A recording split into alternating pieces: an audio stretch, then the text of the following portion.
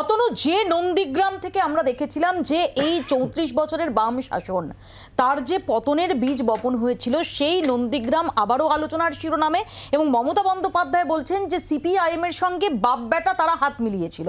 বোঝাই যাচ্ছে বাপ বেটা বলতে তারা কাকে বোঝাচ্ছেন। আমি শুধু এখানে তোমার কাছে আসার আগে একটু দেখে নেব যে এই প্রসঙ্গে শুভেন্দু অধিকারী তিনি কি প্রতিক্রিয়া দিয়েছেন।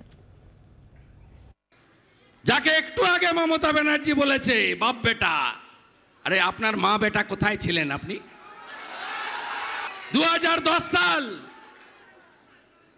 30 জুলাই লালগড় ভিডিও হল, প্রবল বর্ষণ, লম্ফ জ্বালিয়ে বনু রায় তার সাক্ষী, ক্ষেমানন্দ মাহাতো মারা গেছেন তিনি সাক্ষী।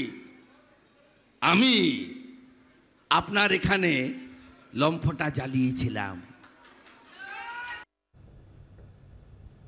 অতনুর কাছে আসবো। অতনু, দেখুন, এই নন্দীগ্রামে এর আগেও মমতা বন্দ্যোপাধ্যায় বলেছেন যে কে পুলিশ ঢুকিয়েছে, কে কী করে। দেখুন, শুভেন্দু সেই সময় তৃণমূলে ছিল, কে কী করেছে কে না করেছে, কার সাজানো চিত্রনাট্য, আমরা প্রথম থেকে বলেছি সাজানো চিত্রনাট্য।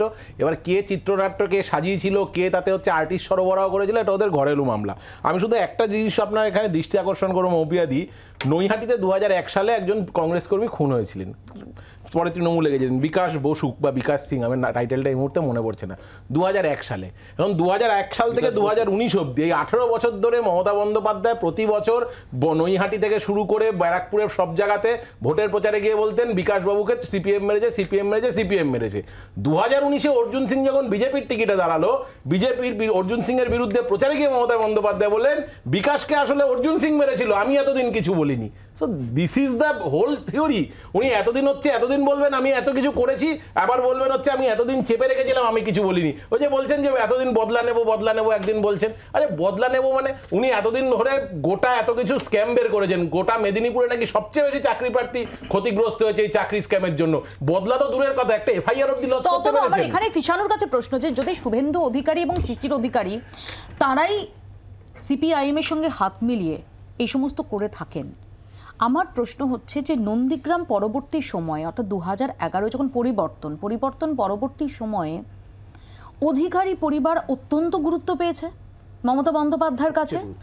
অভিষেক বন্দ্যোপাধ্যায়ের রাজনৈতিক উত্থানের আগে পর্যন্ত যদি আমরা দেখি, তৃণমূল কংগ্রেসে মুকুল রায় ছাড়া আর একজন যিনি প্রভূত ক্ষমতা এবং প্রভূত প্রাধান্য পেয়েছেন, তার নাম শুভেন্দু অধিকারী। যদি নন্দীগ্রাম কাণ্ডে এই কোটানকোট বাপ ব্যাটারি হাত থেকে থাকে, তাহলে তারপর এত দিন ধরে এত গুরুত্ব এত প্রাধান্য মমতা বন্দ্যোপাধ্যায় দিলেন কেন? যখন জেনেছে তখন তো আটকেছে। এত দেরিতে জানলেন? কখন জানলেন? বিজেপিতে যাওয়ার পর জানলেন? নেতৃত্ব স্বয়ং বলেছে। বিজেপিতে যাওয়ার পরে জানলেন? নেতৃত্ব এই বিষয়ে স্বয়ং বলেছে। বছরে কি করেছে? গদ্দার কেন বলা হয়? এই জন্য তো বলা হয় যে এত সুবিধা নিয়েও পার্টির সাথে গদ্দারি করেছে, তাই জন্য গদ্দার। নেত্রী এই বিষয়ে বিস্তারিত বলেছেন, একবার নয় বারবার বলেছেন। এখন বিষয়টা হচ্ছে তা নয়, বিষয়টা হচ্ছে এই শুভেন্দু অধিকারী আজকে চুজ করতে পারেনি। আমরা বিভিন্ন সময় দেখেছি যে সতীশ সামন্ত বড় নেতা না শ্যামাপ্রসাদ মুখার্জি, তার মধ্যে উনি চুজ করতে পারছেন না। তো সুতরাং শুভেন্দু অধিকারী মেদিনীপুরের মাটি থেকে যত কম বলবেন তত বাংলার যারা স্বাধীনতা সংগ্রামী তাদের পক্ষে অত মঙ্গল হবে। তো উনি তো বারংবার বলেছেন উনি নেতাজির সাথে শ্যামাপ্রসাদের মধ্যে কারু বাঁচতে পারেননি। উনি ভারতবর্ষের বাংলার স্বাধীনতা সংগ্রামের ইতিহাসটাকেই বিকৃত করছেন। উনি কোন মেদিনীপুরের কথা বলছেন, যিনি সতীশ সামন্তর যে সংগ্রাম তাকে অস্বীকার করছেন, শ্যামাপ্রসাদ মুখার্জি বাহিনীর কাছে যিনি মাথা নুইয়ে দিয়েছেন, তো উনি কি করে বলবেন? শঙ্কু, আচ্ছা, প্রথম কথা হচ্ছে ইতিহাস বারে বারে এনারা নিজেদের মতো লিখেছেন, তাই মেদিনীপুরের ইতিহাসও বিকৃত হয়েছে এবং কোনোদিন তা গুরুত্বের জায়গায় আসেনি। ইনি বড় বড় ইতিহাসের কথা বলছেন, বাংলায় মানুষ আজকে ইতিহাসে তো পড়ছে। বাংলার অন্যতম নেতা, অন্যতম সংগ্রামী নেত্রার নাম হচ্ছে পার্থ চট্টোপাধ্যায়, পাঠ্যপুস্তক আমাদের পড়তে হয়। আজকেও সিলেবাস চেঞ্জ হয় না। পড়ুন সিঙ্গুরের ইতিহাস, পড়বেন ক্লাস 7 8 পড়া হয়। জানুন এসব। কৃষ্ণবাবু, আপনি এখনো তৃণমূলটা বুঝে উঠতে পারেন, অনেকদিন আগে জানছি তো, এখনো বুঝে উঠতে পারেন। শুনুন, নন্দীগ্রামের শুনে নিন না, নন্দীগ্রামের ঘটনা শুনে নিন। নন্দীগ্রামে আন্দোলনে চণ্ডীপুর পেরোতে হতো না, ওখানকার ভূমিপুত্ররা হচ্ছে কোমর বেঁধে সাপোর্ট দিয়েছে, তাই আন্দোলন ওই জায়গায় পৌঁছেছে, আপনি জানেনই না।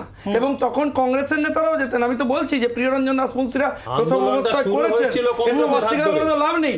কিন্তু মানুষের পাশে তখন যারা দাঁড়িয়েছিলেন তারা আজও দাঁড়িয়ে আছেন, এবং সেই সংগঠনের নাম ভূমি উচ্ছেদ প্রতিরোধ কমিটি। আপনাকে জানতে হবে, নন্দীগ্রামের ইতিহাসকে বিকৃত করবেন না। নন্দীগ্রামের ক্রেডিট নেওয়ার চেষ্টা কলকাতার মানুষরা চিরকাল করেছেন, কিন্তু উপরে উপরে। বাংলার আওয়াজ, বাঙালির আবেগ, জি 24 ঘন্টা।